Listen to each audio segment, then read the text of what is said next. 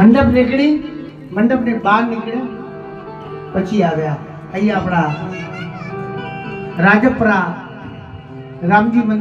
રામદેવપીર મહારાજના આ નિજ ભવનની પૂર્ણ તૈયારીએ આ શ્રીમદ ભાગવત કથા અને જે કથા ચાલી રહી છે એમાં દાનનો પ્રવાહ અવિરત ચાલુ છે. આપ સર્વે ખૂબ દાન કરી રહ્યા છે.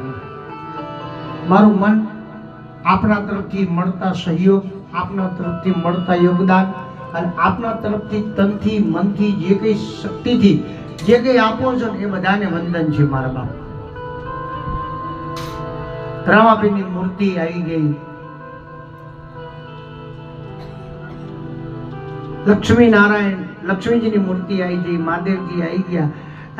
અમારા મિત્રએ કાલ જાહેરાત કરી હતી કે નંદી અને વિષ્ણુ નારાયણ આ બે બાકી રહી ગયા.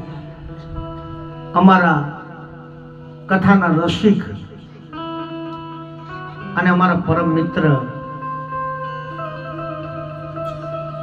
સૂચન જ્યાં આગળ કરવામાં આવે ત્યારે એમ કહીએ કે ભાઈ તમારે આ કરવાનું છે તો કે બાપુ તમને મોજ આવે એવું કરજો, સીતારામ કરજો.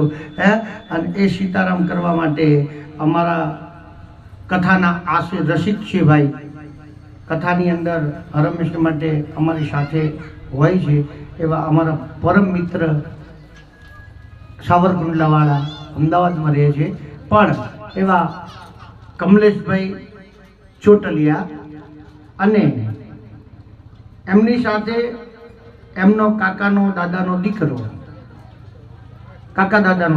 છે અને એ કાકા દાદાનો દીકરો અહીંયા દર્પણ રમેશભાઈ ટાંક આ બંને તરફથી એમને કીધું બાપુ તમને મોજ આવે કરજો, પણ અહીંયા વ્યાસગાદી ઉપરથી એમને મોજ આવે એ કીધું એટલે આપણે કાચબો વિષ્ણુ ભગવાન અને પોઠિયો બે બાકી છે આ બંનેના સરે જવા દઈએ. મૂર્તિના દાતા પોઠિયાનું મૂર્તિના દાતા અને કાચબાના મૂર્તિના દાતા આ બંને ભક્તોને બનાવીએ અને એમનું નામ લખજો. કાર્યકર્તા મિત્રો કમલેશભાઈ ચોટલિયા અને દર્પણભાઈ ટાંક એમના તરફથી આપણને આ બે મૂર્તિ દાનમાં આવે છે.